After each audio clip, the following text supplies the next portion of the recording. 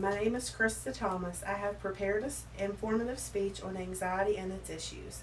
40 million adults in the United States suffer from anxiety. That's 18% of the population. It also affects children. 1 out of 8 children suffer from anxiety disorder. There are several types of anxiety disorders. One is panic. People with this condition have symptoms that strike suddenly, such as chest pain, heart palpitations, and possibly feeling like they are choking. Usually, panic disorder feels similar to having a heart attack. Another type is social, also called social phobia. This disorder involves when the person worries about everyday social situations. The next is called generalized anxiety. This involves excessive worry and tension, most of the time brought upon the individual himself, even when there is nothing to promote the anxiety. General symptoms include muscle tension, numbness, heart palpitations, shortness of breath, cold or sweaty hands, feeling of panic, fear, or uneasiness. The exact cause of anxiety is unknown, but like other forms of mental illness, it brings upon personal flaws. Studies have shown that prolonged stress can cause the nerve cells that transmit information from one region of the brain to another. Therefore, anxiety disorders may result in problems in the functioning of the brain circuits that regulate fear and emotions. Studies have also shown anxiety disorder can partially be inherited. Most anxiety disorders begin in childhood, adolescence, and early adulthood. They often happen more in women more so than men.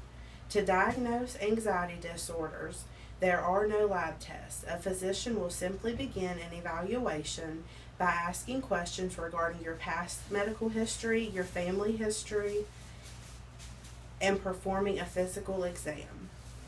Your physician may then refer you to a psychiatrist, which is someone who specializes in diagnosing and treating mental illnesses. Medication, psychotherapy, which is a type of counseling, cognitive behavioral therapy, dietary and lifestyle changes, and relaxation therapy are some ways used to treat anxiety disorders. There are ways to lessen the symptoms of anxiety disorders even though they cannot be prevented. One thing to reduce the symptoms of anxiety is to reduce the intake of caffeine. Also, ask your physician or pharmacist before taking over-the-counter medications.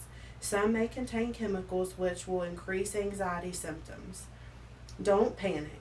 That is 2 of the hardest words for people with anxiety disorders to hear. I have researched and found 5 myths that seem to be very helpful for anxiety patients. If you don't remember it, you can't heal it.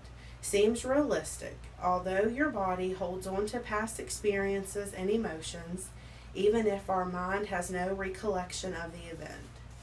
Time will heal. We do hear it a lot, but the passage of time does play a role in emotional healing. The more I understand myself, the better I will feel. A lot of times, challenging the past and connecting the dots will help with the process. Touch has a little to do with emotional healing.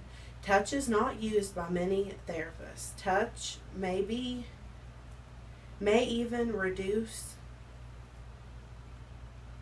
therapists. Some may even refuse handshakes and hugs.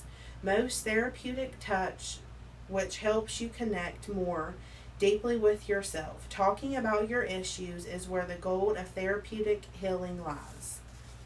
Only large traumas affect your emotional health.